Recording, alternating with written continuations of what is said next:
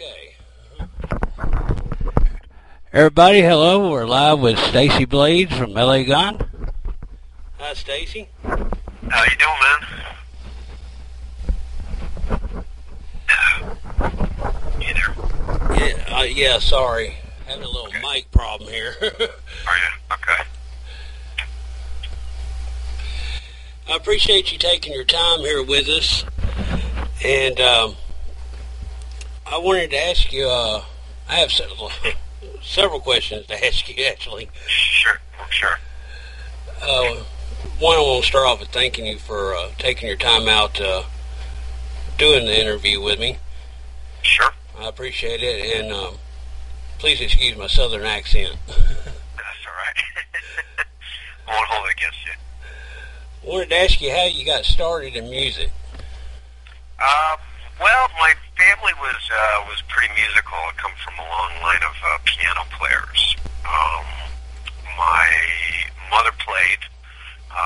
Also, my great uncle, my mom's uncle, he was an incredible piano player. He was very much like Liberace. And my older sister had taken like 8 years of conservatory. So they figured, why don't I get started with piano lessons at I was the age of 9. So I took lessons for a couple of years, and then when I was 11, my parents bought me this really crappy acoustic guitar for Christmas, and then I started taking lessons, and forgot all about the piano. Which, looking back, I wish I'd never stopped the piano. But once I started the guitar, that was it. It became an obsession. I started playing in bands by the time I was 16, 17, 18. I think it was 18 or 19. I played my first. I started playing out in clubs, and I had quite a few bands when I was younger, and just really worked my way through, paying my dues, and that's kind of how I got started in my music career. Yeah, I had heard before that a lot of your family members played piano and that you did also. Yes. I think that's pretty cool. I started learning to play piano back when I was younger, and I never did finish, and I wish I had. Yeah, I look back. I mean, when you were a kid, it's just, oh, man, I got to go to another piano lesson, and, then we had to do recitals, too, and, when you're that young, it's like your attention span isn't really all that great, and, it seemed more like a chore, but, once I got a little bit older, when I was 11, and my ears really started developing, and I was able to start playing songs on the piano and stuff like that, and I kind of dug it, but, once I picked up that guitar, it was just something about it, so, I'm glad they bought me that guitar, it was really privileged that, they did that for me. What was your first guitar? It was, I don't even remember the name of it was this really cheap acoustic. I remember the nut in the bridge had cracked in half, and I remember I was taking lessons in at this music store, and they were like, to my mom, like, look, you gotta get this kid a decent guitar, and I remember I came home one day, and there was this beautiful brand new Yamaha acoustic guitar sitting in my bedroom, and it was just like, wow, it was like gleaming, and I really hammered it out for a couple of years on that acoustic guitar, learning, Rod Stewart, the Stones, and Van Halen, and, all that great stuff. And then I bought my first electric guitar. I was 14, and bought it with my own money. And it was an old Ibanez Les Paul copy, and it had the old Ibanez insignia on it from the 70s. And that was a really cool guitar. I wish I still had that guitar, because they're pretty rare. That sounds pretty sweet. Yeah, and then, and then I got an amp, and then, it was like banished to the basement. It was like, turn it down, getting screamed. So, then of course, the older I got, I got better guitars, Charvels, and all that stuff. But that was my first electric, yeah. It would have been, 14, I 1983, I think. 83, 84, somewhere around there. Long time ago. So, is Blackjack still your favorite? I'm sorry, what was that? Is Blackjack still your favorite guitar? Playtex? Your Blackjack. Oh, which one? Your black guitar. My black guitar. The Jackson? Yeah. Yeah, that's a great guitar. I thought you said Playtex. I've used 3 different guitars last tour, and I kind of like to, use certain guitars on a certain tour, and then I kind of put them away. I haven't played the Black Jackson. I mean, I have like 16 guitars, so I kind of try to rotate, around different guitars. But yeah, that's a great one. I haven't played it this year though. Oh, okay. How did you come to be a member of LA Guns? Well, around 2003, I was playing in an LA band called Smack, and it was kind of like a street pop punk type band, and we been slugging it out in LA for about a year and a half, and it was we shopping a deal, and band was starting to crack a little bit, and ended up breaking up, and right at the time the band was breaking up, I got a call from a friend of mine, this guy Kev, who was a mutual friend of Phil Lewis's. And he had called me and he said, just called to chat. He says, oh, by the way, he says, LA Guns are looking for, permanent guitar player. And I said, well, what happened to Tracy? And he said, oh, no, he's not coming back. He's done with the band. He's like, you interested? And I was like, yeah, I am. So a few days later, I met with Phil and Steve, and we went out to lunch and talked, and the following week we went down and played with them, and it was just amazing chemistry right off the bat, and within 5-10 minutes, the guys were like, hell yeah, it was just really clicked. So that was almost 7 years ago. So rest is history, as I say. Yeah. I've been a fan of yours, I guess, since Rock Gang. Oh, cool.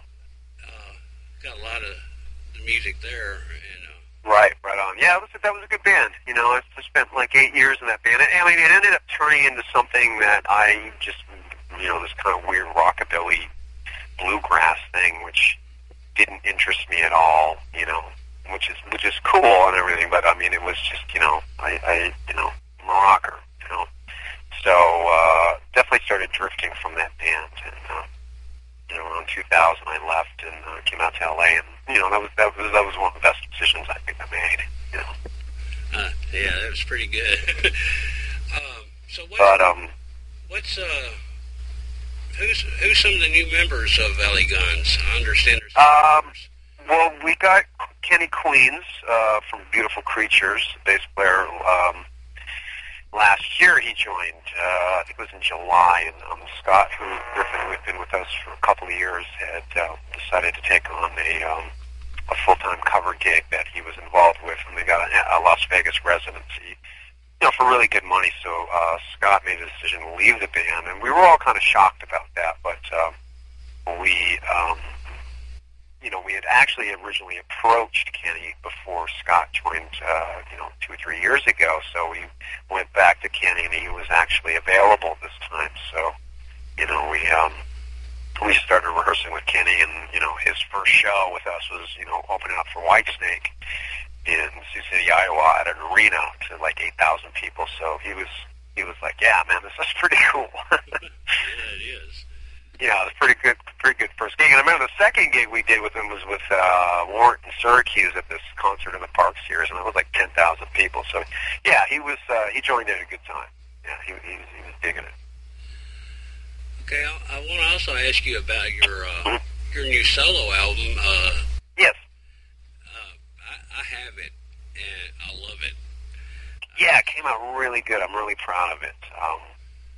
I was approached by Cleopatra. I've done a lot of session work for them last year, and Brian Pereira, the president, he had actually I was doing all the studio work through actually Adam Hamilton, who used to be in LA Guns, and Adam has his own recording studio, so we do a lot of the session work with him.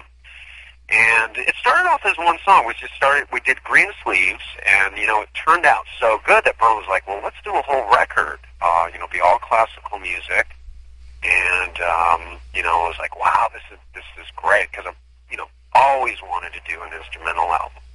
And then I think the fact that to have the spin on it of doing all these classical pieces just really, you know, brought out a great form of musicality and really showcased my playing. So you know, Adam did a fantastic job producing it. You know, he played bass and drums on it, and did all the orchestration and produced it, and it came out really good, man. You know, looking back on it, I don't think I would have changed anything on that. You know, it's brilliant. I got to say, it's brilliant. I love it. Thank you.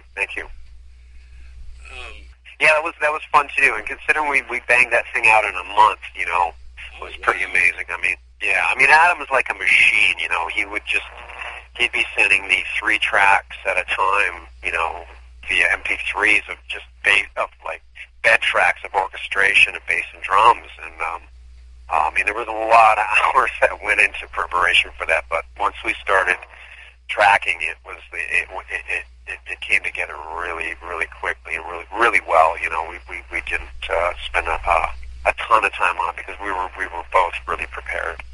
I think it really shows how skilled you are as a guitarist myself. You know, that's another thing I'm really happy about, because there's you know, I mean, there is a lot of people that know about my playing, you know, through the live shows and what I've done in Rocks Gang, but I think this really showed a whole different side of my playing, that, you know, my versatility and the fact that I am quite, you know, an established player and a good player. So I was really, you know, grateful that I was given the opportunity to do it. Yeah, I agree with you there.